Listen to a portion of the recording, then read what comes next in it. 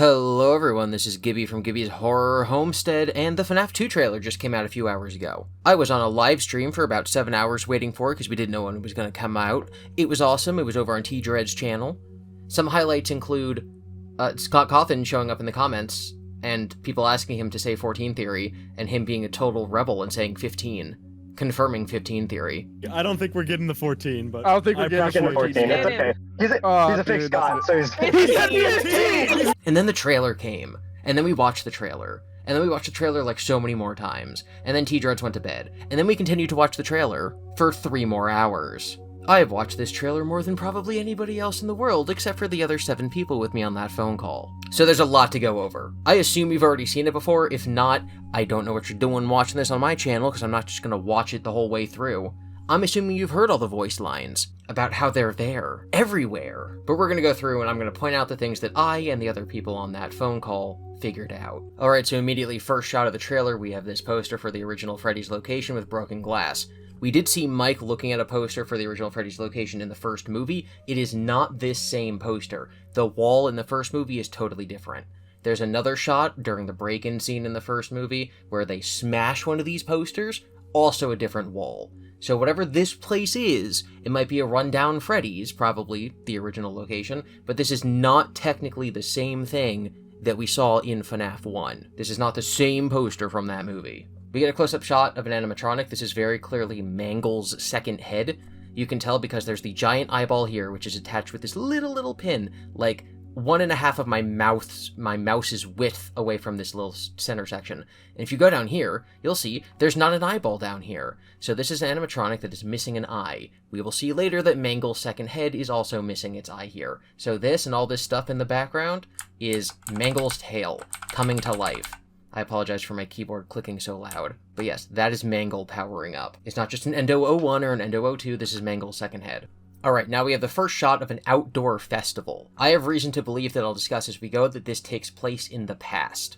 It seems like there's going to be this sort of renaissance of Freddy's with all the toy animatronics, but what I currently think after watching this trailer like 30 times is that the toy animatronic location was opened, it closed, and then in the present day it is closed and run down, and for whatever reason the toy animatronics are back. So this thing that we're currently watching likely takes place in the 80s or so. So we have this girl who's dressed up as Bonnie. She is a B for Bonnie. She has a blue wig and bunny ears, etc. This boy, I'm guessing that this is a toy Freddy pin. You can kind of see the ears, you can kind of see the nose, you can kind of see the black top hat. So everyone here is dressed up all excited for the toy animatronics. Also based on her tassels, and this is just obviously a random guess. That seems more like 70s, 80s fashion, as opposed to, 2005 or 6, whenever this movie would be taking place, if it's a few years after the original. Beyond that, there's also the fact that this girl, who it seems the camera's panning over to her, she's out of focus, but she's probably going to turn into focus if we were to let the scene just keep playing. This looks kind of like the little girl who played young Vanessa in the first movie. Not confirmed, but she has very similar eyes and a very similar face shape. This boy behind her is wearing a Foxy mask, kind of like a cheaper Foxy mask. But yeah, again, he's like something that looks almost like a hook down here. So everyone is dressed up for a Freddy's event. There's even, we're going to go back a little bit, this person appears to also be wearing some sort of Foxy mask. This person, black and white stripes, very puppety, interesting. Anyway, so there's a possibility that that is young Vanessa.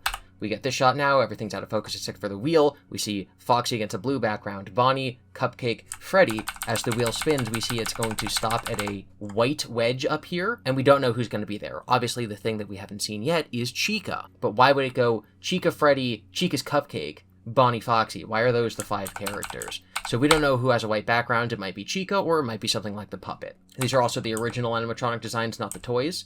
But as we'll see later, there's also the toys walking around in that venue, that time period. Alright, so now we know it's modern day. This is going to be Abby riding her bike over a puddle. We see the FNAF 2 location. These are the toy animatronic designs, but the building is all run down. You can see, like, stains. It's hard to, like, I don't know, think about it when it's upside down, but there's definitely grime stains running down the building.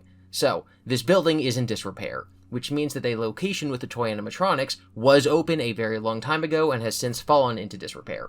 We can see via the reflection in this puddle that there's nothing above the building. There's no, like, telephone wires, there's nothing there. So if we go back to this scene, which some people theorize to possibly be the same place, like this is outside of a Freddy's, you're going to see that there's, like, scaffolding over here. We're going to get a better shot of this later with Toy Freddy walking around, but I very, very, very do not think that this party is the same as the building in the parking lot that Abby's riding her bike through. We're going to see Abby, she's riding her bike through. So right now, the sky is very blue. It's obviously dark out. It could be the morning, it could be the evening, but it's like the sky is blue. It is not nighttime. The next shot we get, which is just Abby staring up at something, this is nighttime. This is probably a street lamp, which is why it's very, very orange, but she has like a blue light shining on her, which is what movies are going to do to tell you that it's dark while still being lit enough to actually see things. So this is nighttime. That last shot we just saw is probably not the shot right before or right after the scene, even though it is Abby arriving somewhere on a bike. The surprised look on her face also makes me think that she's seeing the 2 sign, the FNAF 2 sign, the toy animatronic sign, for like the first time. She's not sure what it is. It looks different. This isn't the Freddy's animatronics that she knows. Alright, so now we see Abby's motivation. She's written a letter to Mike and put it on the door. Gone to fix my friends. So, we think that we're going to follow this up, and we're going to go to the scene that we just saw, where she's biking to the Freddy's location. Obviously, something has changed, because now there's the toy animatronics on the sign, so probably not the same building. So does that actually follow this scene? Who knows? It's going to be important in a minute, but Abby's wearing what is just basically a brown or black or gray t-shirt, and then her little green, possibly blue sweatshirt, and then a thicker raincoat. This is not an outfit that we'll see later, so this is unclear what part of the movie this takes place in. Characters will have the exact same outfit through multiple scenes later, so I will point those out. So, we have gone to fix my friends. Clearly Abby. Mike sees it, he's looked down at it, he's going to be very concerned. So we have this shot. So what's going to be important here is that Vanessa's wearing a gray or brownish shirt, and then like a blue little button-down thing, and then a gray coat with a zipper, whereas Mike is wearing this greenish plaid shirt. It's the daytime, they are outside. Vanessa's like upset about something, her eyes are watery. We're going to come back to this scene of Toy Bonnie looking through glass, or not glass, but like a window curtain. How did I get so far ahead? So Toy Bonnie's looking down at something. We're going to see what he's looking down at later. So we can tell this is the same day. They're all wearing the same things. There's now like a weird ladder over his head. There's a car in the background. This is not Mike's car from the original. There seems to be what I'm going to call like a wall here, a garden wall that's like separating them off from like their neighbor's house. And then foliage, like a big tree. So like, where are they? This does not look like the original house from the first movie.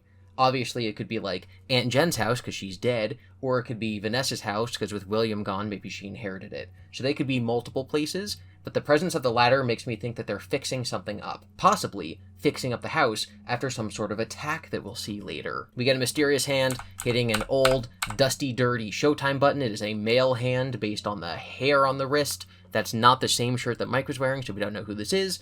Everyone's original thought, their first thought, is Henry. I don't know about that, but okay. It's also not the same Showtime button from FNAF 1, so this is likely in the toy animatronic building. I'm going to keep calling it the toy animatronic building as opposed to like the FNAF 2 location. Alright, we get this teacher/school principal type guy. They're in a school that we're about to see in a second. He must have heard something in this room, so he's peering in, looking in the window. We know that someone's going to school. Obviously, Abby is of school age, but there is a book that we saw in the behind-the-scenes released frames from Daco's stream that showed that somebody had a binder that was marked SE 101. We're not sure what SE is. 101 is typically like a college-level thing, but it's possible that that's Abby's homework somehow. So, someone's going to school. Whether or not this is their school or a different school, we don't know. Okay, he looks up, we see his eyes glowing, it's going to be Toy Chica. What's interesting is that Toy Chica has her beak here. I don't know about that, she usually takes it off when she goes hunting. He's now seen it, he is scared, he's going to try to run away. Scream. Definitely Toy Chica's hands reach out, even though they're yellow and we can't technically tell what they are, they're definitely not like William's hands or anything, those are Toy Chica's. Blast through the window, drags him inside. Also, it doesn't really have much to do with the movie. So see how the glass broke kind of outward and inward? That's realistic. Okay, so we see that, I don't know, it just looks like a typical public school to me. It's hard to really tell the age by this. Obviously, it's after hours, though. Gets dragged in the window. Probably gonna die. Oh, no. Toy Chica's feet, probably in the same closet we were just looking at, because there's like a rolling AV cart. There's a sign. It's hard to tell what it says, but this probably says something like blocks, and then this might say 5:45 a.m., so like you can't park here within 3 blocks of the school from this time to this time, something like that. And then 20 miles per hour, obviously. We have a mop cart. So this just seems like a storage room. The sign also looks like it's vandalized. It looks like someone spray painted something on it, so that might be why it's in here. Best scene in the entire trailer, Mangle, incredible realistic prop here, puppet, whatever it is, bursting through the window. So with the tail here, we can see that there's not an eye, so this is why this is the same eye that we saw earlier. Mangle's also missing an eye, obviously, but it's a different eye. My favorite part about this is not only is he breaking through the glass, but the cheek is going to cut through where the wood should be here, holding up the window, and there it goes. It just blasted, like, the wood frame apart. Incredible. Such a cool scene. This can be so scary. And I think it's mostly because this is, like, a physical, actual prop, and it's just actually coming to get you. Alright, so they're scared and they're reacting to something. I don't know necessarily if it is Mangle breaking through the window. It's kind of hard to tell. Mike is wearing the same shirt he was wearing when he was talking to Vanessa earlier outside, and so is she. She has the brown shirt and then the blue kind of, like, button down, but she does not anymore have the zipper jacket. So this is the same day as the scene we saw earlier where they were talking outside next to the... We're going to go forward a bit. They're scared. They're screaming. Oh no. It's probably Mangle, but we don't technically know. This is now because Mangle likes making a scene and bursting through doors, whereas Toy Chica is just very polite and will reach her little fingies underneath a garage door and pull it up. If this was already, like, all the way on the ground when she first started, I don't know how she got her fingers underneath it, but she did. So she's just lifting the door up. A lot of people have questioned about, like, what this is over here. Is this, like, an animatronic spine or something? And I don't think so. I think it's, like, those electric hedge trimmer things, like those, like, mini chainsaws. So I do not think that this is an animatronic part over here. This is definitely an old car. You can tell by the very old-fashioned metal bumper. I don't think that this really gives us an indication on whose car it is, whether this is like, this is the car that William used to kidnap Garrett or something. I think that this is the house that we're going to see the old couple have in a few minutes. Well, a few seconds, but maybe a few minutes of me yapping. Alright, so earlier we saw Toy Bonnie peeking through a window. Now we see Toy Bonnie, eyes lit up red, so in evil kill mode, holding a screwdriver. You can tell that this is a Phillips head screwdriver because the little ridges here. And he's gonna kill someone. Okay, so now we get these random people, never seen them before, no idea who this middle-aged couple is. I think that the person standing over them is Toy Bonnie. Obviously, that's what the trailer wants you to think because of how it's cut between them, but a lot of the times trailers will lie. Like, it's also very possible that Mike and Vanessa and Abby are not reacting to Mangle breaking through the window and that those two shots have nothing to do with each other. But in this case, I do think they have something to do with each other because I think that this shadow behind them is Bonnie. It has the sort of like oblong face of Toy Bonnie, and then this ear is like straight up and it goes off the screen, and this little nub here is not like, oh, that's a Freddy ear, or oh, that's Freddy's hat. It's because this Toy Bonnie ear is kind of like straight up, and this one is kind of like bent here. I guess they're both kind of bent, but based on where the light is, it's very possible that this bent ear would look on the wall in a shadow a lot shorter than this bent ear based on where the light is. This whole scene, where the light is kind of weird. So we see the light shining on his arm here, so it's not coming from like the floor, her hand here, and then her own hand is casting a shadow on her face. So if you trace the light source, it must be like, you know, shoulder high, so like a foot or two above the couch, or like end table height over here where my mouse is. So, like, what is that? Is that, like, headlights outside the window? Is there maybe... Because, like, even if you put a lamp on something like this, a table right here with a lamp on it, that would shine light this way and then down, which is not where the light's coming from. It's coming from below them. So I'm thinking it might be headlights from outside. None of their house lights seem to be on. Or maybe, like, something got knocked over. I don't know. But the lighting in this shot is just weird. So not entirely sure, possibly headlight shining through the window. Alright, this shot's really cool. I think that this might be how it actually is shot in the movie. So this door closes to reveal, it's actually opening, to reveal who is definitely William at the end of the hallway. Now, what is this hallway? We're not entirely sure. It definitely has 3 doors on the left side. So this is a door with an opening, you can tell by the hinge. This is a door that's open, you can tell by the hinge. And this is a door that's open, you can tell by the hinge. So sort of like right here, it's almost like an optical illusion, you can't see it. But right here is a doorway to a 3rd room. So 1, 2, 3 rooms to our left, and then on our right, 1, 2 rooms on our right. This door is the one that he opened to get into this hallway. So this 6th door opens to the area that he's in. And then there might be a door that like we're looking through, but who knows. This ceiling is like so high. I don't know why. We've been wondering like, are they underground? Is this a 1st floor or 2nd floor? I don't know, but the ceiling is super high up. A lot of people have been questioning what this is. This is a photo of a young child. Not sure if it's male, not sure if it's female.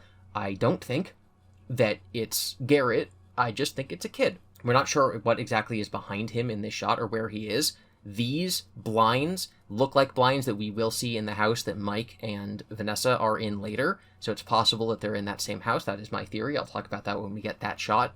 But it really looks like some sort of workshop, although I maybe only be primed to think that because it's William, or also possibly like a bathroom. But this really looks like a giant window behind him. These are the window blinds or the shades. And then something is here. And it almost looks like a step. It almost looks like it's carpeted. But then I don't know where it would go. And we looked for so long, no idea what this is. It's almost like a terrarium, like a weird upside down water jug thing with like a weird tree growing out of it. No idea. Or like a beaker or a flask from a mad scientist lab. So no idea what this object is. Not entirely sure what room he would be in, but it could be literally anything. Could be a garage, could be a workshop, could be an office. But I do think this is a window. There is light entering this room. This room's kind of weird, because it's totally lit. Like, there's a lot of light shining in here from what I'm guessing is an outside-facing window through, the right side of the screen. And that same light would be coming from this side through here, which is then reflecting off of this door, which then reflects a little bit over here on this side of the wall. And then it's dark, and then it's dark, and then this light's coming through this door. So the light is shining from the right to the left, bouncing off of this, emanating from here. That's why we see the reflection in the weird beaker thing. So it's not coming through this thing behind him that could be a window. Not sure. There's also something over his head that we can't tell what it is. It doesn't move when, like, the doors and the stuff move, so we really don't know. But yeah, 3 rooms to the left, 2 to the right. This is just a weird layout of a house. Not sure what it is. Probably William. Let's go. Okay, so the trailer wants us to think, oh no, William's there, so Vanessa is gonna point her gun at him. But obviously, if you have eyeballs, these scenes are not next to each other because of the lighting. This is dark and at nighttime. This is the middle of the day, and it looks like she's in what to me is like an office building, like the weird lobby of like a dentist office or something. Really fake, weird potted plant on the floor, bulletin board. This looks like a certificate of like incorporation. This looks like it could be a poster printed on like office paper. This is like a plaque or something. This is a map of wherever they are. Maybe it's a school. This is obviously an old-fashioned like air conditioning unit. And then this is a bell for like you open the door so it alerts the receptionist that you're here. This is some sort of office. This is some sort of public building. And she's freaking out. She is sweating. She is crying. She whips out her gun. Very concerning. Probably going to have mental breakdowns. A lot of people have been talking about the fact that she might be hallucinating William, and that the person at the end of the hall in that shot that we just looked at is like a hallucination, and she's going to have to deal with that.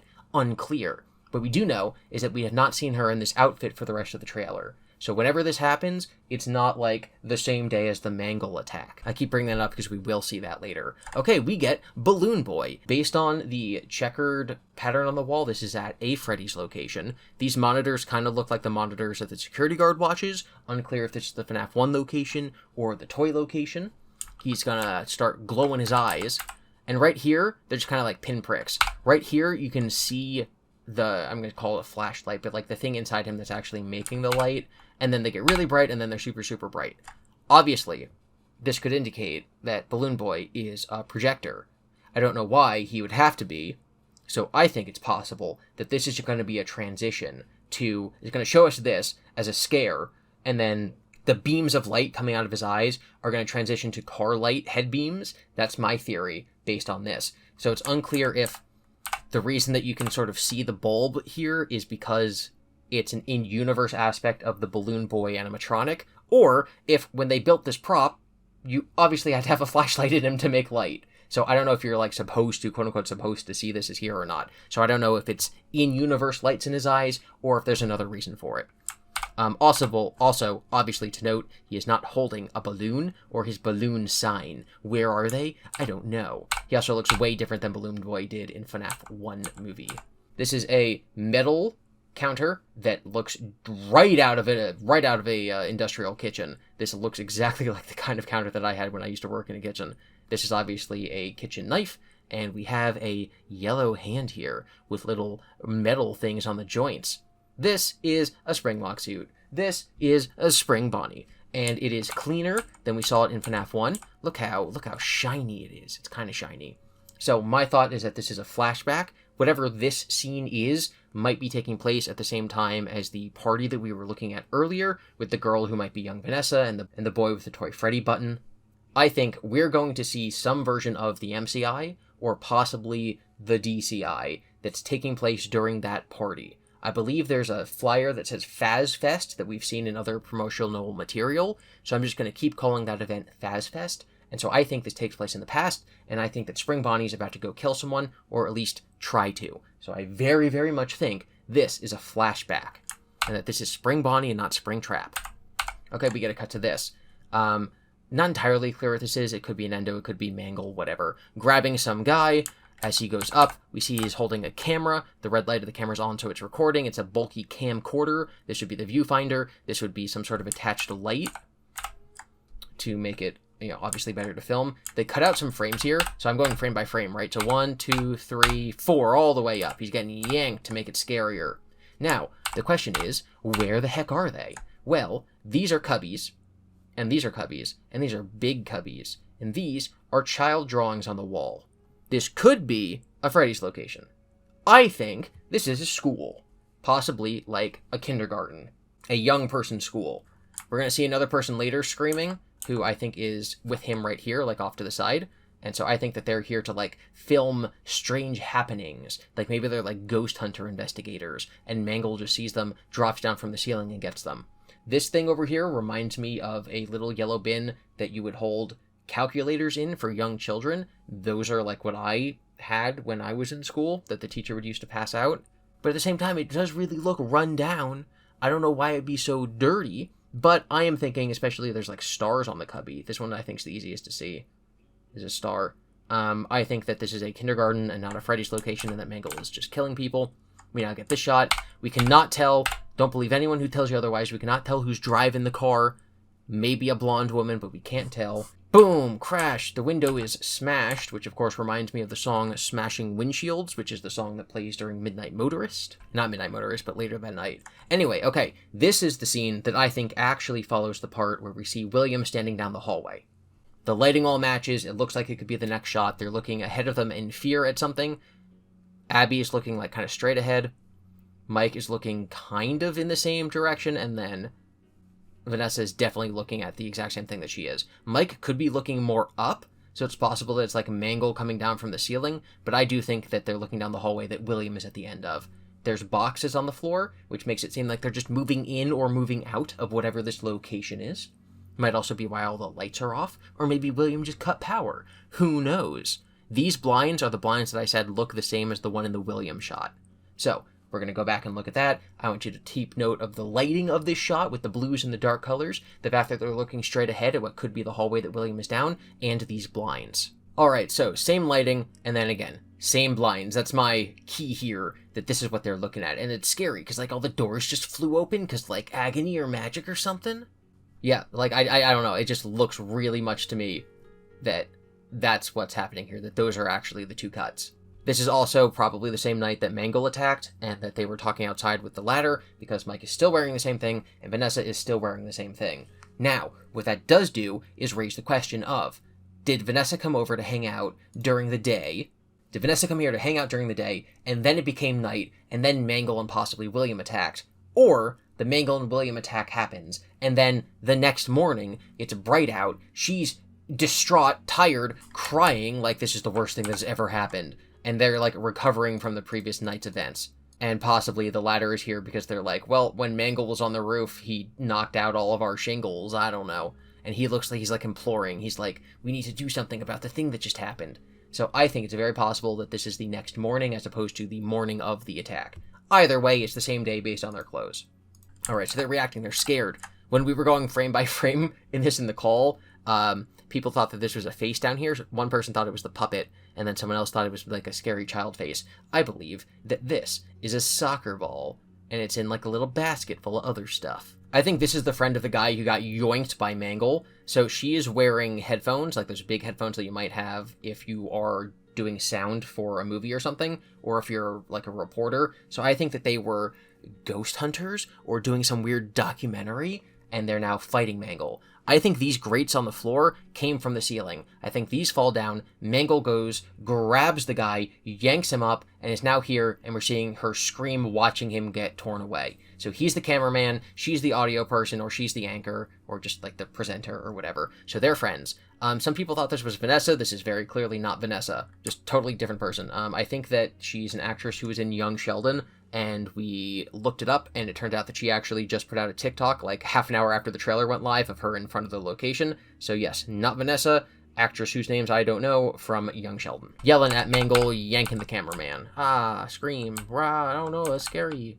Five Nights at Freddy's. The G is just such a weird G. I don't like this angle. I don't like how the N is lowercase. It's kind of weird. It's like in the 7-Eleven logo. Why is the N lowercase? Nobody knows. Okay, so this is Toy Freddy walking around what I'm going to be calling Fazfest. This is the same event as what the trailer opened with the girl who I think might be young Vanessa. It has the same lights overhead. It has a building in the background. This is lit up, and it might be some sort of carnival stand. I actually do not think that this is like a Freddy's building. I think this is much closer than the depth of field of the camera might make you think. If this is like a normal street sign like this, right, so this might be like 10 feet away. So then this is probably 20 feet away, and then the building's probably like another 5 to 10 feet behind that. So I do not think this is a full building. I think it's more like a hot dog stand at a fair. The fact that there's also these giant telephone poles with these wires running around, and that in the puddle reflection in the very beginning of the trailer, we did not see anything in the sky reflected, makes me think that this, with nothing in the air and nothing above the building, is absolutely not the same place that this occurs. But this is something Freddy's themed. You have another person with Bonnie ears, not the same girl in the beginning because she was wearing a blue wig and she's not.